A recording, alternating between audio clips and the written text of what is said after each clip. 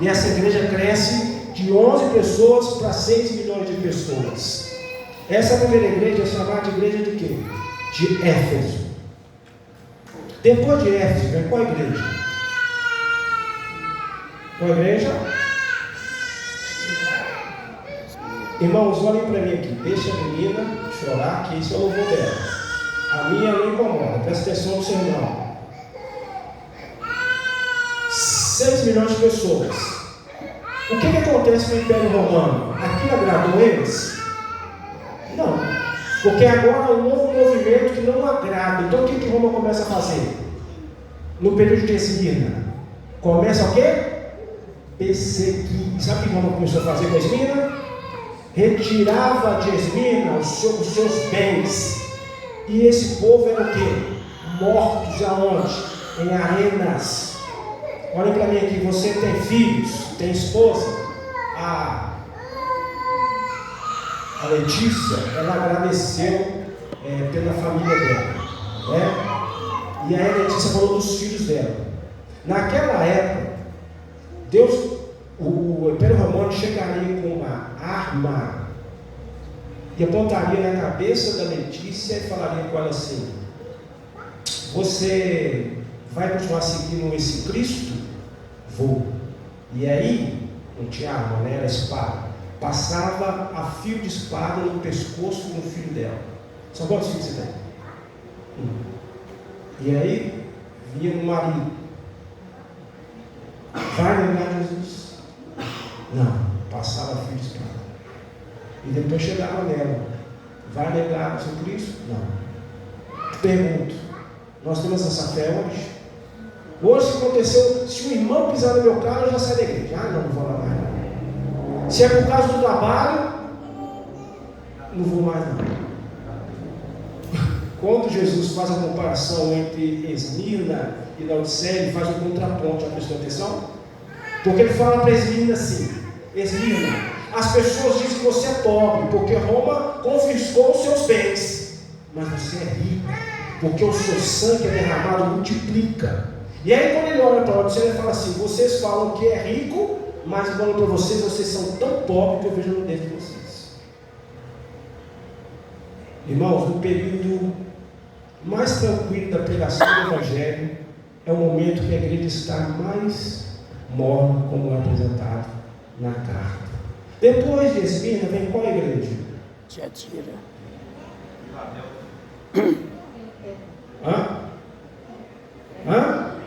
Pérgamo. E qual foi o problema de Pérgamo? Irmãos, olha para mim, vou dizer para vocês, olha, o adventista do sétimo dia, ele não é melhor que nenhuma outra igreja. Assim, outra igreja não é melhor que nenhum outro irmão que está em outra igreja. É lógico que na sua religiosidade nós somos a igreja verdadeira, porque nós somos fundamentalistas tanto na palavra de Deus como no Espírito de profecia. Mas falando do povo de Deus, a nossa diferença em relação aos outros irmãos é a nossa mensagem. E a nossa mensagem é estritamente Apocalipse.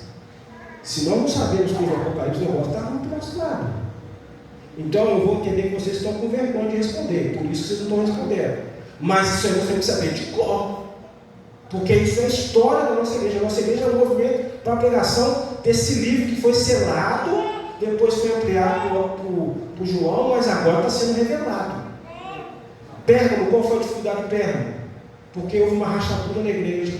O Império Romano disse: não vou matar mais ninguém, mas se vocês, eu vou colocar o cristianismo como a religião oficial do Império. Mas qual que foi as contrapartidas que ele pediu? Ele aceitou de boa o cristianismo com toda a sua doutrina? Por isso que a igreja não faz aliança com o poder público. E tem gente que fica aí: eu sou bolsonaro, sou Lula. Você não é nada, você é cristão. O cristianismo não tem nada a ver com nenhum sistema de governo. Jesus falou assim: o meu reino não é deste mundo. Então, por que você quer tomar partido? Ele coloca dentro da igreja adoração a imagens e tira o dia da guarda, que era o sábado, e coloca o quê? E sabia que boa parte do povo cristão aceitou isso? Porque infelizmente vieram cristãos que não eram fiéis. E aí a igreja começa a entrar numa parte de escuridão. Depois de Pérgamo, vem qual a igreja? Tiatira. E aqui está a parte mais escura da igreja. Por quê, irmãos? O que acontece em Tiatira agora? No ano 538. Estou ajudando vocês. Em 538, o imperador agora não tem somente o seu poder político-econômico. O imperador agora tem um poder o quê? Ou é que ele quer ter um poder o quê? O poder religioso. O pontífice da Igreja Romana é agora considerado o representante de Deus na terra. E essa é a maior afronta contra o Deus dos céus. Porque quem é o representante de Deus na terra hoje, irmãos? O Deus quando Jesus subiu, o que Jesus falou? Eu vou enviar quem aqui? Então o que esse homem está dizendo? Que ele é o que aqui nessa terra? Deus. E quem se levanta e diz que é Deus, você blasfêmia. E sabe uma coisa aqui que aconteceu? Muitos aceitaram. E alguns irmãos bondosos começaram a fugir para os Alpes suíços. Ali entre a Suíça e a Itália, os valdenses começaram a preservar o que nós temos hoje aqui, ó. Agradeça esse livro aqui, ó, aos jovens, aos adolescentes daquela época, que eles gravavam a Bíblia. E hoje tem jovens da igreja que nem lêem a Bíblia. Nesse tempo dos valdenses, na cidade escura da igreja, os jovens liam, eles decoravam parcelas inteiras do Novo Testamento. E sabe o que eles faziam para estudar a Bíblia?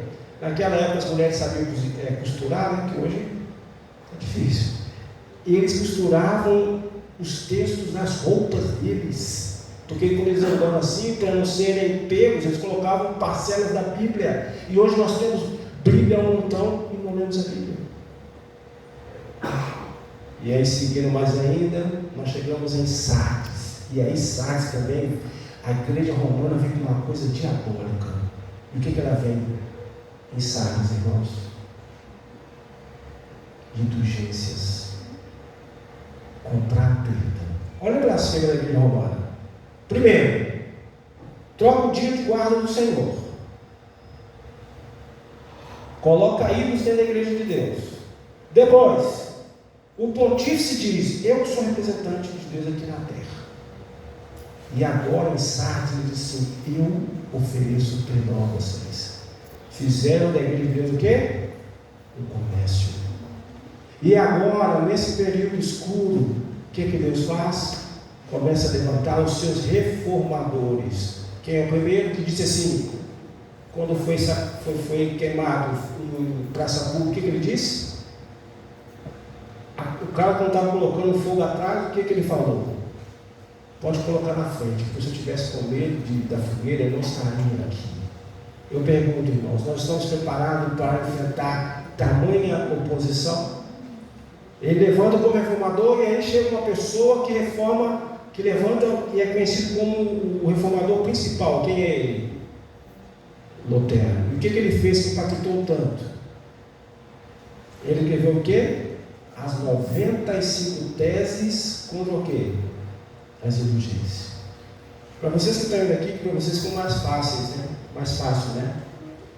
Vocês vão passar ali naquela catedral que eles estão construindo ali. Se Lutero estivesse aqui, diariamente ele estaria ali na frente combatendo o sistema. Sabe por que nós não combatemos? Porque nós vamos correr o mesmo risco que Lutero correu: ser julgado e ser condenado. Quando chega aí em 1798, o que acontece? A Reforma, Revolução Francesa.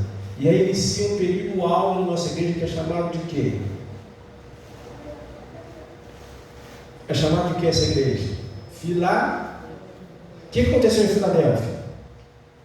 Um movimento de pregação com um homem chamado Guilherme Miller.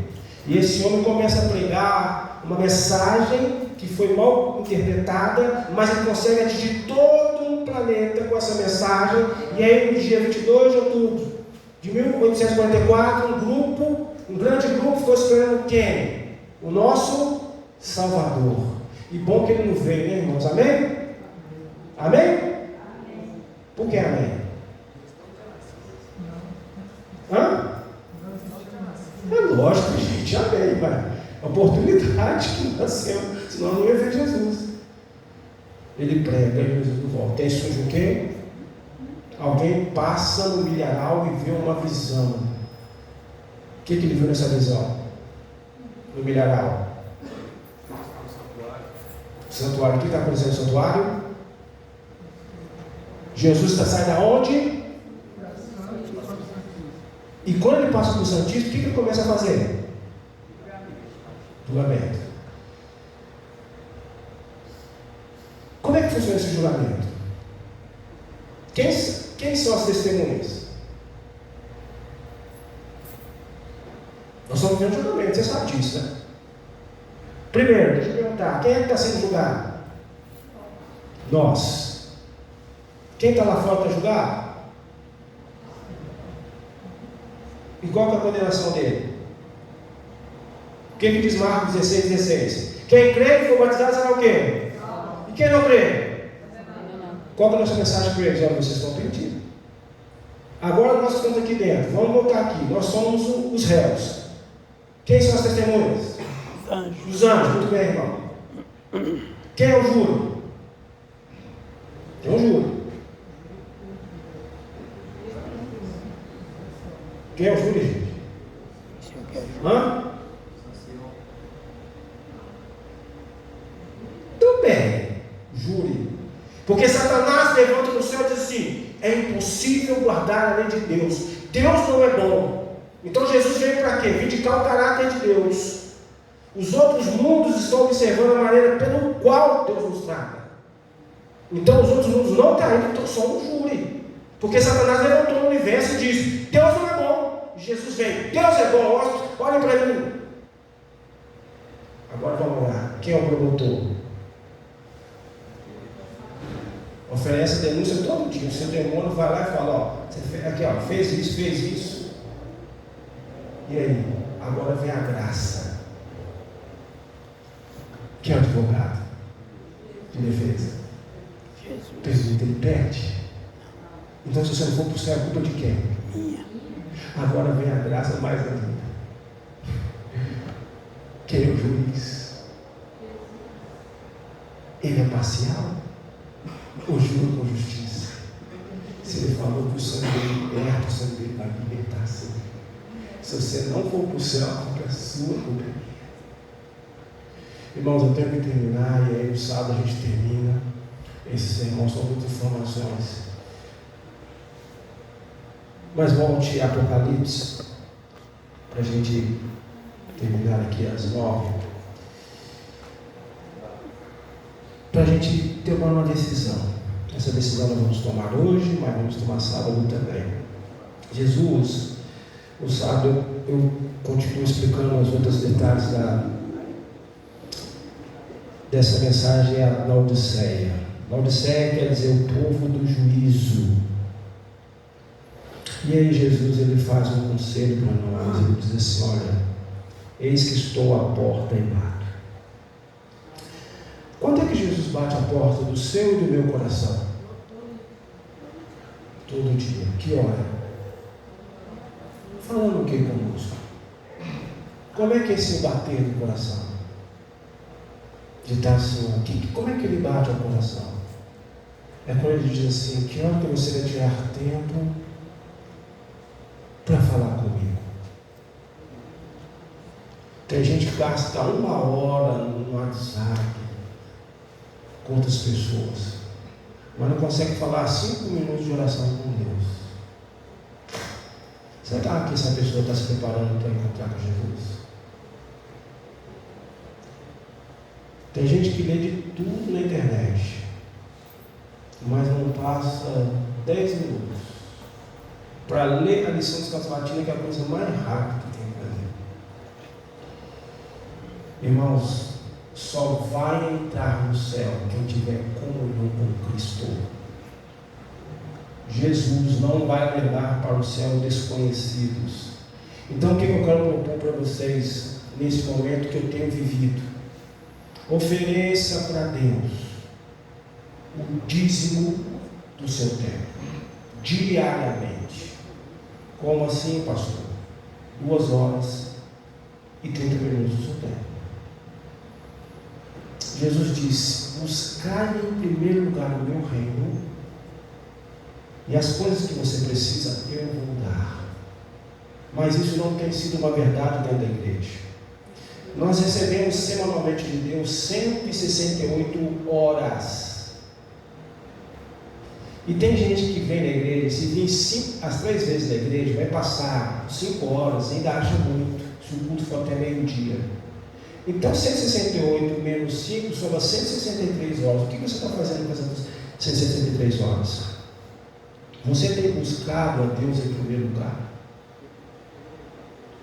A palavra de Deus diz que Jesus levantava a alta madrugada, a quarta madrugada, que dá às 3 horas da manhã, e ele ficava em comunhão até o sol raiar, até 6 horas. Jesus era batizado diariamente pelo Espírito. Paulo diz que ele se esvaziou, ele não usou o seu poder divino aqui na terra. Ele era alimentado pelo Espírito Santo. Quanto tempo você tem passado com Deus em oração? Eu lembro que em 2004, o pastor Bruno esteve aqui, e aí, muitos aqui devem lembrar, foi um momento muito marcante. A Cintia Alves se apresentou para a igreja com o testemunho do seu marido, e eu lembro que tinha uma coisa nessas caravanas. As caravanas saíam de vários distritos, e chegavam os ônibus lá em Mineirinho, e tinha uma coisa interessante: ficava um grupo sentado, e ficava um grupo só conversando assim, ó. Eu lembro que muitos jovens ficavam até namorando, e o pastor Julião pregando. Eu lembro que no sábado ele fez um apelo, ele falou assim: quanto tempo de oração você passou já com Deus? Ele fez um desafio para a igreja, ele falou assim: ó, você já passou 2 horas de oração com Deus? Eu falei: 2 horas? Quando eu oro 15 minutos, meu joelho já dói. 2 horas? Mas aquele dia Deus usou tanto aquele homem, que eu comecei a chorar tanto, e falei: Senhor, se o Senhor me acordar às 3 horas, eu aceito esse desafio. Irmãos, não façam isso com Deus, porque Ele veio. E Ele veio às 3 horas e me acordou. E eu falei: agora eu tenho que cumprir o que eu falei com Deus. E comecei a orar, e começou a doer novamente o meu joelho. Eu queria levantar da oração, e uma voz disse assim: abra o coração, chega de reza, abra o coração. E eu entendi que tudo aquilo que eu não devo julgar, e tem gente que faz isso, que joga toda a sua carga sobre o seu cônjuge, sobre o seu pastor, sobre o seu amigo. E aí Jesus diz: eu lance sobre mim toda a ansiedade. Venha a mim todos que estão sobrecarregados, que sou eu, não é o seu marido, não é o seu pastor, não é a sua esposa, não é o seu filho. E aí você demanda muito tempo porque não vai resolver. E deixa de passar por Deus. Irmãos, quando eu entendi que tipo de oração que Deus queria que eu fizesse, eu passei aquele tempo com Deus. E quando eu me levantei, sabe quantas horas eram pela manhã? 5 horas da manhã. Exatamente aquele compromisso que eu tinha feito no apelo do pastor Biló, Deus fez que eu cumprisse. Na hora exata eu me coloquei de pé, depois daquela experiência. E hoje é assim com Deus. A minha mente ela não fica mais desconectada com nada. Quando eu não estou em nenhuma atividade, está conectada com Deus em oração. Dirigindo, vindo para cá, voltando aqui para casa, está conectada. Porque está dizendo: eu estou batendo a porta. E o melhor para você só vai ser oferecido se você deixar eu entrar. E eu quero exclusividade. Então é 1 hora de oração. Ai, pastor, 1 hora é. Quando ele estava voltando, ele falou: seus discípulos, vocês não conseguem ficar 1 hora orando comigo? 1 hora! E a Bíblia está sendo examinada. E como é que estuda a Bíblia? Quando você começa já, lê uma vez, lê 2, o mesmo capítulo. Não é aquela leitura corrida, não. Eu fiz 4 vezes no bíblico de fazer 3 capítulos por dia. Aquilo não me alimentava. Quando a igreja trouxe essa ideia do reavivar 1 capítulo por dia, e eu aprendi isso também no seminário, eu pego a Bíblia, leio um capítulo 1 vez, 2, 3. Quando eu começo a sublinhar, quando eu começo a escrever, aí o Espírito Santo está falando comigo. E os outros 30 minutos? Culto com a família de manhã. Se você tiver criança, é historinha para criança, música de criança, oração para criança, e 15 minutos à noite antes de dormir. Tem gente que dorme com a imagem da novela. A novela que ninguém assiste, não é? Amém? E nem o galo doido, nem o cabuloso, né? Você dorme com a imagem de Deus. Ou você está preparando para o reino desse mundo? O apelo é esse. Eu não sei se tem uma música, eu posso orar. Tem uma música, o apelo é esse. Para aqueles que entenderam o convite de Jesus, eu estou à porta. Eu estou convidando você que tire o dízimo do seu tempo. Porque aquilo que ele vai oferecer, que eu vou explicar no sábado, que está dentro desse texto, só será dado para quem estiver em comunhão com ele. Por isso que quando ele voltar, haverá 2 grupos dentro da igreja, e depois nós vamos explicar isso no sábado. As virgens prudentes e as virgens nécias estão aqui. Mas eu posso contar quem é? Não posso, porque eu não sei como é que a vida sua diariamente, nem você sabe a minha. Mas Deus sabe quem tem comunhão. A uns vão dizer, pode entrar. As outras, quando bater na porta, sem o Espírito, vai dizer, afastar de mim, eu não conheço você, a gente não encontrou intimidade, o que você está fazendo aqui? E a Bíblia diz, haverá choro e ranger de dente.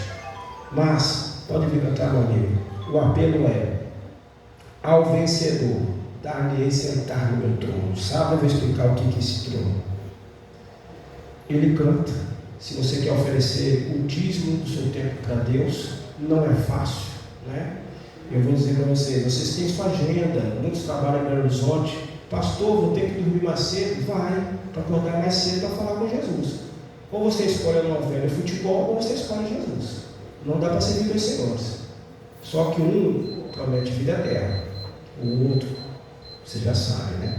Se o irmão quando cantar, é fácil, só você ficar de pé, se coloque em posição de reverência e ofereça a Deus o seu coração e o dízimo do seu tempo, se assim for a vontade do seu coração.